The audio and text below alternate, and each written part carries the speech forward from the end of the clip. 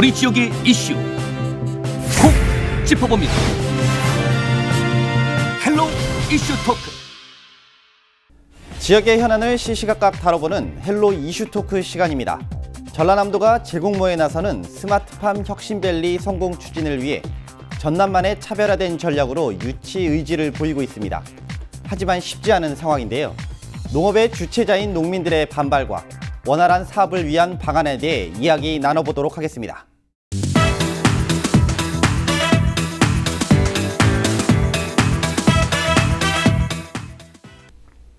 네, 전라남도가 스마트팜 혁신밸리 조성을 하겠다고 이렇게 계속 나서고 있는데요. 그 스마트팜 혁신밸리 어떤 건가요? 스마트팜은 농수축산물에 대해서 생산하고 가공하는 유통 단계까지 ICT를 접목해서 지능화된 농업 시스템을 말합니다. 스마트팜하고 그 전문 인력을 양성하기 위한 다양한 그런 인프라가 집적된 그 거점, 이 거점을 스마트팜 혁신밸리라고 말할 수 있겠습니다. 지금까지는 기존 농가에 대해서만 스마트팜에 대해서 보고하는데 좀 주력을 했었어요. 이제는 청년들이 유입할 수 있는 그런 시너지 효과까지 확대하는 방향으로 이렇게 생산, 교육, 연구 기능이 가능한 일종의 산업단지를 이렇게 가꾸겠다는 그런 뜻입니다. 이곳에서 미래 농업을 짊어지고 나갈 청년들을 대상으로 해서 관련 기술을 시험하고 개발하고 그리고 교육하는 이런 일들이 이루어질 것입니다. 미래를 위해서 남겨진 땅 전남에 대해서 세계적인 첨단 농업 그런 융복합 단지를 유치해서 우리 신성장 동력으로 이렇게 육성되었으면 좋겠습니다. 네. 삼 차장님 좀 더 추가적인 말씀 부탁드리겠습니다. 방금 우리 의원님께서 말씀하셨던 것처럼 스마트팜 혁신밸리 사업이 어떤 그런 취지는 가지고 출발했습니다. 그런데 현재 그 사업이 우리 농촌의 현실을 제대로 이해하고 반영하는 그러한 사업이냐 하는 문제는 좀 별개의 문제라는 생각을 하고 있고요. 왜냐하면 현재 그 농민들이 현 정부의 농업 정책을 산무 정책이라고 비판을 하고 있습니다. 무관심하고 다음에 무대책, 다음에 무책임 한 이 산무 정책이라고 하는데 스마트팜 그 혁신밸리 사업 역시 그 산무 정책으로 인해서 파생된 그 정책이다라는 비판을 하고 있습니다. 이게 2020년까지 그 전국 4곳에 약 그 한 곳당 1,800억 정도, 7천억 원이 넘는 막대한 예산을 쏟아붓고 있습니다만은 우리나라 농업 문제에서 가장 큰 핵심인 유통 구조를 개선하지 않고 이 사업을 추진한다면 결국 이 사업 역시 탁상 공론에 머물 수밖에 없습니다.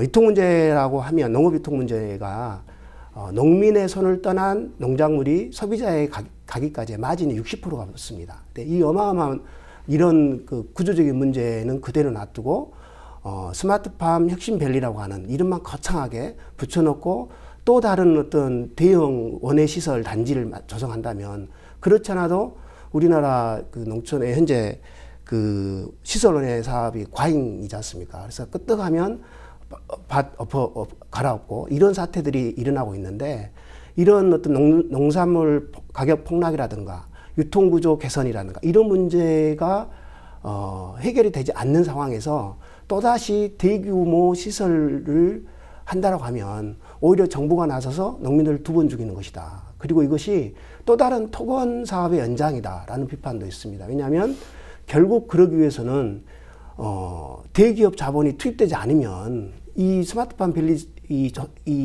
그 팜을 조성할 수 없거든요. 이 농장을. 그렇기 때문에 이 문제는 보다 더 신중하게 접근할 필요가 있다라고 저는 생각하고 있습니다. 아니 그렇다면 이렇게 스마트팜 혁신밸리 왜 이렇게들 유치를 하려고 지금 하는 걸까요? 이제 전라남도나 정부의 이야기를 들어보면 농업 부분에 새로운 돌파구를 만들겠다. 또한 그 새로운 어떤 성장 동력을 농업 부문에서 만들겠다라고 좀 이야기를 하고 있습니다. 그런데 좀 방금도 말씀드렸던 것처럼 그 농업 부문이나 이 사업에 있어서 핵심이 돼야 될 그 농민들이 빠져 있다라고 저는 생각하고요. 그래서 농민들이 없고 단순히 이게 돈과 사업으로만 이걸 바라보지 않는가라는 생각을 합니다. 말씀드렸던 것처럼 한국당 1,800억이라면 어마어마한 돈이 투자되는 거지 않습니까? 작년에 뭐 해남 신청했다가 안 되고 올해 고흥이 신청하는데 고흥이 이제 선정이 되면 국비 한 1,000억 원, 그리고 지방비 한 800억 원 이 정도 해서 토탈 뭐 대략 한 1,800억 원 정도가 들어와야 되는데 이렇게 투자가 되는데 이게 농민들에게 어떤 혜택이 돌아가야 되지 않습니까? 근데 실질적으로 전체 농민들에게 혜택이 돌아가느냐? 그렇지 않다라는 거죠. 특정한 몇몇 농민들에게는 혜택이 갈 수 있습니다. 대농 중심에. 그런데 전남, 특히 우리나라 전남은 뭐 말할 것도 없고 그 대다수가 중농 작용을 하는 분들이지 않습니까?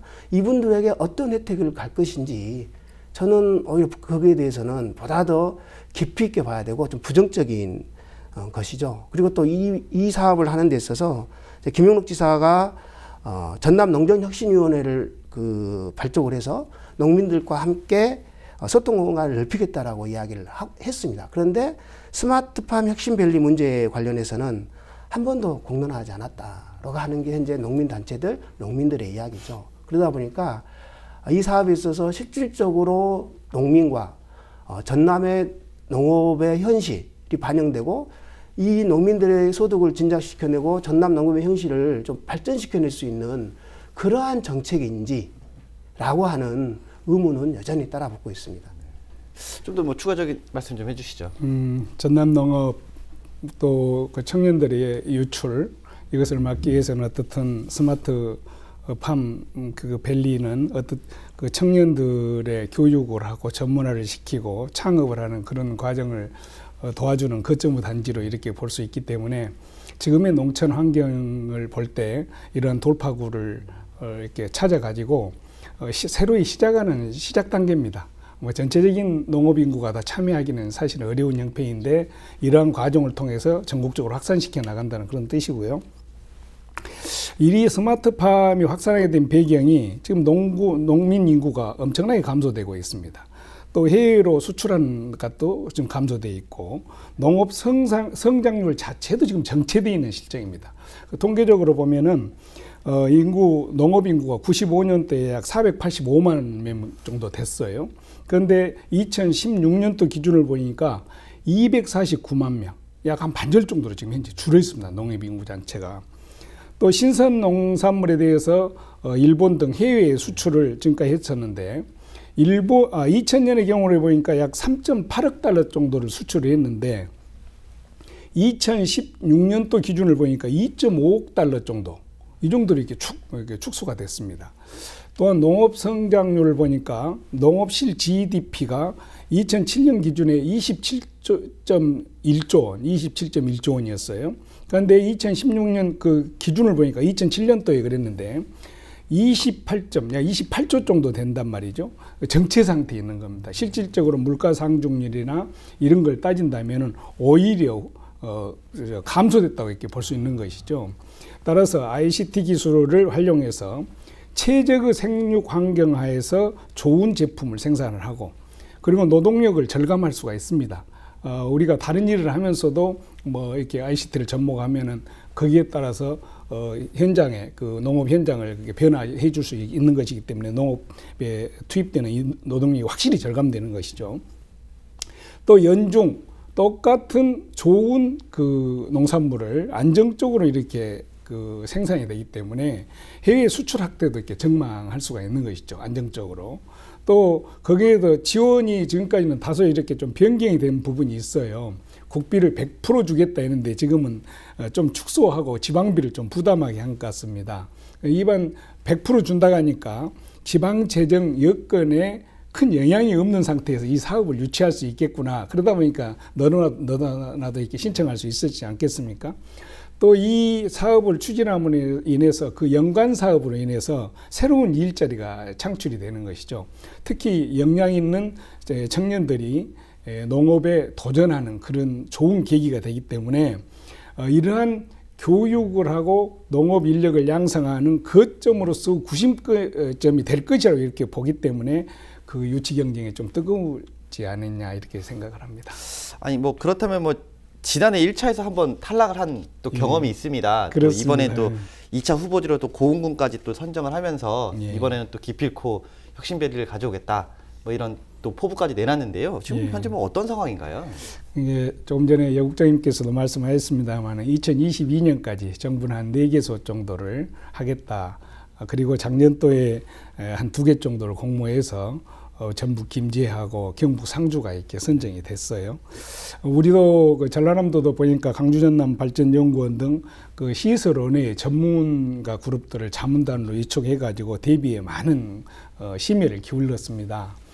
특히 그 신청했던 해남의 그 솔라시도 구성지구 기업도시 여기는 개발계획 승인까지 지금 나 있는 상태이기 때문에 곧바로 사업이 책정된다면 착수할 수 있는 그런 여건에도 좀 놓여 있죠. 그리고 잘 아시다시피 영산강하고 연계되기 때문에 농업용수를 확보한다든가 또 시설 원해로서 일조량이나 모든 것으로 봤을 때 좋은 입지 조건이라고 얘기를 했어요. 그러나 아쉽게도 좀 다른 지역에 대해서 좀 밀렸습니다만은 이래서 전라남도가 2차 대비를 미리서 좀 신중을 기해서 하기 위해서 작년 12월에 고흥을 선정한 것 같습니다. 정전의 심사 내용을 중심으로 해서 무엇이 잘못됐는가 또 우리가 무엇이 부족한가 이런 것을 심층 분석한 걸로 알고 있습니다만은 이러한 내용들을 보완해 가지고 이번에는 기필코 유치를 해서 전남의 신성장 동력으로 확보를 하겠다 하는 이런 야심찬 계획을 갖고 있는 것 같고 또 그러기 위해서 각오를 다지다 보니까 한 11개 기관들이 합쳐가지고 업무 협약도 체결하고 그런 것 같습니다. 특히 업무 협약에 참여하는 단체들이 기관사회단체들이 많이 있습니다만은 우리 전남권에는 국립대학 3개소가 참여를 했어요. 그 3개 국립대학에서 청년 보육 그리고 청년 창업 이런 분야에 대해서 새로운 프로그램 개발이라든가 이런 운영에 적극 협력하기로 했는데 이번에는 잘 준비한다니까 유치에 좀 기대를 해볼 필요가 있다 이렇게 생각합니다. 네, 뭐 그런데 뭐 한편에서는 예. 뭐 1차와 비슷하게 또 2차도 그닥 순탄하지는 않을 수도 있다라는 전망도 사실은 좀 나오고 있습니다. 예. 뭐 한편에서는 또 반발도 좀 예상되고 있는데 왜 이런 현상들이 자꾸 발생을 하는 거죠? 네, 우리 지역의 우수성과 여건을 잘 살리지 못한 계획이라면은 또 우리 지역의 우수성과 여건을 살렸다 하더라도 정부의 입맛에 맞지 않으면 사실은 또 안 되는 경우가 사실 있습니다. 이런 부분에 대한 대비가 좀 필요할 것 같고요. 특히 여기에 참여하는 농민단체라든가 실질적으로 거기에 참여할 수 있는 농민들의 목소리 이 의견이 중요하지 않겠습니까? 지 아무리 좋은 계획이라 하더라도 뭐 이러한 부분들을 확실하게 좀 접목해 가는 그런 노력이 필요하다고 생각하고요. 또 관련 단체나 연구기관들을 총 동원을 해서 하고 있습니다만은 이분들은 그 계획을 만들어가고 우리 여건을 분석하는데 그러한 부분에 확실하게 동원이 되고 또 거기에 참여하는 농민단체 의견 이분들의 뜻을 확실하게 끌어내서 같이 동참하고 같이 발전시켜 나갈 수 있는 뭐 이러한 부분으로 접근한다면은 이번에는 좀 기대해도 되지 않겠냐 이렇게 봅니다. 네, 사무처장님 뭐 이 부분에서 좀 얘기 좀 해주시죠. 그 방금 의원님께서 말씀하셨던 것처럼 당사자들의 의견이 제대로 반영되고 당사자들의 목소리가 정책화되는 게 맞습니다. 그런데 이 문제와 관련해서는 전남뿐만 아니라 전국의 거의 모든 농민단체들이 반대를 하고 있습니다. 예. 이런 당사자들의 반발이 만만치 않은 조건에서 이 사업이 순탄하게 진행되기는 좀 쉽지 않다라는 생각이 들고요. 스마트팜 혁신밸리 사업이 말씀드렸던 것처럼 농민과 농업의 어떤 이 중심이 되는 사업이 아니라 이게 이제 토건 대기업을 중심으로 하는 이 사업이다라고 하는 지적도 있고 이러한 농민들의 지적이 결코 틀린 지적은 아니라고 생각됩니다. 특히 정부가 스마트팜 혁신밸리 사업을 추진할 때 그 시선원의 사업을 통해서 안정적인 그 생산물을 통해서 이거 수출을 주도형으로 가겠다라는 이야기를 하고 있습니다만은 이미 우리는 그런 농민들은 뼈아픈 경험이 있습니다. 어떤 경험이냐면 이명박 정부 때 동부팜 사태가 한번 있었습니다. 이거 어마어마하게 그때도 정부 정부 지원금 포함해서 어마어마한 돈이 투입됐는데 파프리카를 생산을 해서 이거 90% 이상을 수출하겠다. 그러니까 여기서 나오는 것이 어떤 그 대한민국 그 농촌의 어떤 생태계를 파괴시키지 않는다라는 이야기를 했거든요. 근데 결국은 18%만 수출했습니다. 나머지는 다시 전부 다 내수 시장으로 돌려버려요. 수출이 안 되니까 돌려버렸거든요. 그러다 보니까 파프리카 시장이 완전히 망해버렸습니다. 이런 아픈 경험이 있는 상황에서 또다시 우리나라 원예 시설 원예가 포화 상태에 있는 이 시점에, 그리고 특히 전남은 노지 채소 중심이 많지 않습니까? 시설 원예보다는 노지 채소 이런 있는데, 이런 부분에 대한 대책 없이 또다시 들어와 버리니까 농민들은 당연히 반발할 수밖에 없는 현실인 것이고, 그렇다면 이걸 어떻게 잘 풀어야 될 것인가? 그러면 정부 당국이라든가 아니 전라남도 농정 당국이 농민들과 대화를 통해서 이 문제를 해결을 해야 되는데, 그런 것 없이 농민들과 이야기 없이 그냥 계속 1차, 2차 가는 거거든요. 그래서 이게 그 농민들의 어떤 경제적인 그 이익이라든가 아니면 전남 농촌의 현실을 고려하지 않고 1,000억, 1,800억이라고 하는 국비를 보고 하는 사업이다. 이건 농민을 중심으로 한 사업이 아니라 그 사업을 위한 사업이 아닌가라고 하는 비판이 농민단체에서 꾸준하게 제기되고 있는 것이죠. 그래서 이런 문제에 대한 근본적인 해결 방안이 없이 지금과 같이 추진된다면 역시 이번에도 작년 해남과 마찬가지로 어려운 지점이 있을 것이다. 왜냐하면 정부가 평가할 때 분명히 지역의 어떤 여론이라든가 이런 부분들도 충분히 반영을 할 거 아닙니까? 다른 지역도 마찬가지겠지만, 그래서 저는 이제 그런 문제에 대한 전라남도가 보다 더 심층적인 고민이 필요하다, 그런 생각을 합니다. 네, 뭐 그렇다면 결국은 뭐 농촌 발전을 위한 네. 사업을 위해서는 우리가 좀 더 고민을 해야 될 부분인 것 같은데요. 이를 위한 노력들 어떤 것들을 좀 해야 될까요, 저희가? 예, 우리가 그 농촌 현실 어렵다 하면서 최근에 이제 대두된 인물이 한 명이 있습니다. 그 꼬마인데 그 중학생 농부 한태웅 군 이야기를 뭐 인간극장에서부터 시작해가지고 쭉 하고 있어요. 그래서 심지어는 농민과의 대화에서 대통령이 주재하는 농민과의 대화에서도 이 한태웅 군이 그 출연을 할 정도로 이렇게 이야기하고 있는데, 지속 가능한 농업을 위해서는 농업은 이런 어떤 소수의 성공 사례 성공이 보장을 해주지 않습니다. 규모화, 대규모로 간다는 것이 또한 지속 가능한 그 농업을 이야기하냐? 또 그렇지도 않습니다. 왜냐하면 우리나라는 물론 이제 산업은 규모 중심으로 흐른다고는 합니다만은 우리나라 농업은 내입니다. 처음에도 말씀드렸다시피 우리나라 농촌 인구의 절대 다수가 장년층 이상이고, 농업의 그 구분을 보면 절대 다수가 중농과 자경농 중심입니다. 그러다 보니까 여기에 포커스를 맞추는 방향이 중요한 것이고, 어느 한 사람의 그 특별한 성공이 일반화될 수 없거든요. 노력만 하면 잘 될 수 있다. 이건 옛날에 새마을운동 할 때 구호지 지금 시대 구호는 아니거든요. 그래서 이 노력만 해서 잘 되는 것이 아니라 그것을 뒷받침할 수 있는 사회적인 제도적인 문제들이 갖춰져야 되고, 특히 농촌 문제에서 가장 선제적으로 해결해야 될 문제, 유통 문제라든가 주기적으로 한 번씩 찾아오는 농산물 가격 폭락, 이걸 막기 위한 생산 조정, 농민들이 소득이 제대로 될 수 있는 그러한 정책이 필요하다라고 하는 게 제 생각이고요. 대농 중심의 사고, 대규모, 규모 중심의 사고, 그리고 성과 중심의 사고가 아니라 정말 이 농민 전체가 보편적으로 농업을 통해서 어떤 삶의 질을 향상시켜낼 수 있는 그런 사회 시스템, 제도를 만들어야 된다라고 생각합니다. 네. 의원님 뭐 마지막으로 좀 얘기 좀 해주시죠. 앞에서도 언급했습니다만 당초 100% 국비를 지원하겠다 했는데 이제는 30%는 지방비를 부담해라 지금 그러고 있습니다. 또 거기에 앞으로 그 단지에 들어오는 시설들이 보육센터라든가 이런 것이 사후 관리에 또 운영비나 이런 것들이 많이 들어갈 걸로 되어 있는데, 이런 재원적인 대책이 좀 필요하고요. 두 번째는 지역 농민들 참여를 하는 그런 시설이 있습니다. 이거 이렉타 하는데 지역 농민이 약 15억 정도를 부담해야 된다고 그래요. 농민이 과연 부담 능력이 있을 것인가?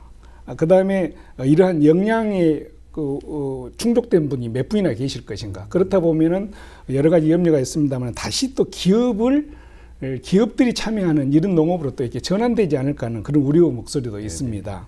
거기에다가 이제 지금 현재 하우스에서 재배하고 있는 작목들이 주로 파프리카라든가 토마토라든가 이런 것들을 재배하고 있는데, 이게 과생산되지 않겠습니까? 수출길이 만약에 막혀버렸을 때 국내에 또 과생산으로 인한 또 물가 또 하락 여러 가지 측면이 있지 않겠어요? 이런 부분에 대한 우려의 목소리가 많이 있습니다. 그래서 이번에 준비하는 11개 단체 업무 협약했는데 이분들은 정말 전문성과 미래의 전망을 주는 그런 부분에 대해서 분석하고 대비하는 데 주력해 주시고, 아무리 좋은 계획이라 하더라도 거기에 참여한 우리 도민, 농민단체 이런 분들의 역할과 협조 없이는 어려울 것입니다. 그래서 그러한 부분에 각계각층의 의견들을 귀담아 들어서 모두가 공감하고 협력한 가운데 유치가 됐으면 좋겠습니다. 네, 뭐 마지막으로 당부의 말씀 한마디 더 해주시죠. 예. 우리 이 사업은 정말 전국에 4군데밖에 없고 또 이게 농업을 새로 바꾸는 그러한 거점의 역할이 될 수 있는 그러한 공간입니다. 우선은 시행하는 데 있어서 여러 가지 논쟁도 있을 수 있고 우려하는 목소리도 있을 수 있습니다만은 분명 우리의 농업이 변화하고 선진 미래 성장 동력으로서 선진 국가가 지금까지 해온 사례들이 성공적인 부분이 있었다면 우리도 거기에 대비해가는 그러한 지혜가 필요하다고 봅니다. 네, 삼촌님도 마지막 한마디 더 예. 부탁드리겠습니다. 그 미래지향적인 사고, 미래지향적인 정책 좋습니다. 그런데 현실을 고려하지 않고 이게 브레이크 없이 가버린다면 결국 그 과정에서 피해는 누가 보냐? 국민이 보는 거고 농민이 보는 겁니다. 그래서 이 사업 역시 가장 이 사업의 그 대상은 농민입니다. 농민들의 의견을 정확히 반영될 수 있고 그러한 정책으로 나아가야 된다고 봅니다. 그래서 지금 현재 정부라든가 지방자치단체가 가장 먼저 핵심적으로 해야 될 문제가 뭐냐. 저는 이 문제를 먼저 짚고 고민을 하고 그 이후에 이러한 문제들이 이러한 사업들이 정책들이 나와도 저는 괜찮다라고 생각되고요. 지금 농민들이 가장 고민하는 거고 어려워하는 게 유통구조지 않습니까? 이 유통구조 혁신 없이 어떤 걸 하겠습니까? 이런 부분들에 대해서 정부라든가 지방자치단체에서 보다 더 심도 있는 고민들이 있어야 된다고 생각합니다. 네, 오늘 얘기는 여기까지 좀 해보도록 하겠습니다. 오늘 말씀 감사합니다. 네, 고맙습니다. 지역 농민들의 우려의 목소리와 원활한 사업 진행을 위한 노력이 정말 필요한 시점인 것 같습니다. 앞으로 전남도가 어떤 노력을 펼칠지 한번 기대해 보겠습니다. 지금까지 헬로 이슈토크였습니다.